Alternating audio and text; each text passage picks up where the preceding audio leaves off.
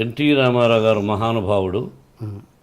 ఒక ఫంక్షన్లో నేను చంద్రబాబు అంటుండేవాడిని. నన్ను మోహన్ బాబు అన్నా అనేవాడు.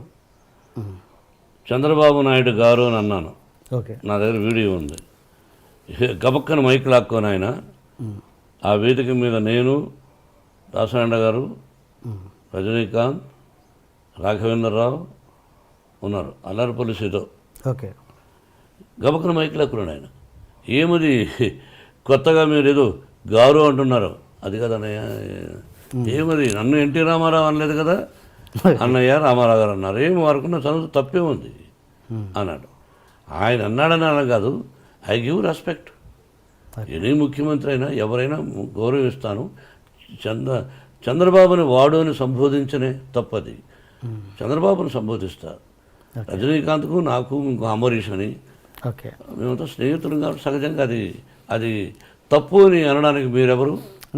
వాడికి నాకు ఇష్టమైనప్పుడు, మా ఇద్దరికి ఇష్టమైనప్పుడు మీరెవరు? అసభ్య పదజాలం వాడినప్పుడు తప్పు.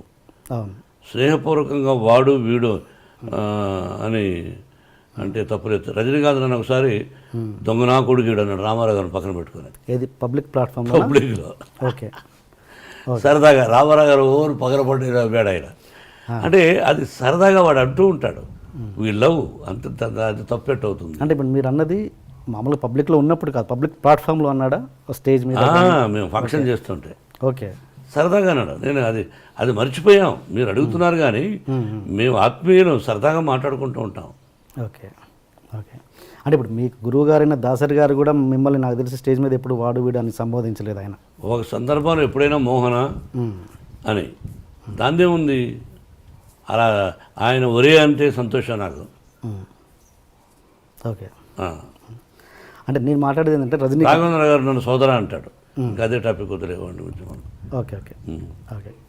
డైరెక్టర్స్ విషయానికి వస్తే రామ్ గోపాల్ వర్మ గారు, ఆయన ఎవరి మాట వినడు, మీరు అదే పరిస్థితి. ఇద్దరు కలిసి ఎలా ట్యూన్ అయ్యారు ఒక ప్రాజెక్ట్ రౌడీకి? రామ్ గోపాల్ వర్మ గారు ఎవరి మాట వినడనే సంగతి మీరు వాపస్ తీసుకోండి అని ఎలా అనుకుంటారు? ఎవరి మాట? ఓకే. నేను కూడా ఎవరి మాట విన్నాను ఎట్లా అనుకుంటారు?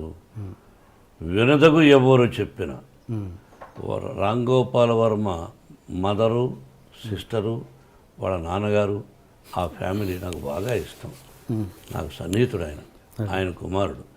రామ్ గోపాల్ వర్మ డైరెక్షన్లో మేము రౌడీ చేసాం. We are successful. మేము పెట్టిన డబ్బు మాకు వచ్చింది. విపరీతమైన లాభాలు వచ్చినప్పుడు ఓహో అంటారు. More than that, Ram Gopal Varma direction, hats up to him, the greatest talented fellow. కాబట్టి ఎవరి మాట వినడం అనుకోవద్దు. మీ ఇద్దరం సబ్జెక్టులు కూర్చున్నప్పుడు అడిగేవాడు, నేను ఇలా చెప్పేవాడు, నచ్చితే బాగుందనేవాడు, లేదా లేదులేండి అనేవాడు. ఓకే. ఆ వర్డ్ వాపస్ తీసుకుంటున్నాను. ఏది ఎవరి మాట వినడు కాదు, స్ట్రైట్ ఫార్వర్డ్ అంటే ముక్కుసూటిగా ఉంటాడు. తనకు నచ్చిందే చేస్తుంటారు. మీరు అంతే. అలాంటి వ్యక్తులు ఇద్దరు ట్రావెల్ చేస్తున్నప్పుడు ఎక్కడో క్లాష్ వస్తుంటుంది. అలాంటిది ఎప్పుడు మీ క్లాష్ రాలేదు, రాదు, రాబోదు. ఓకే.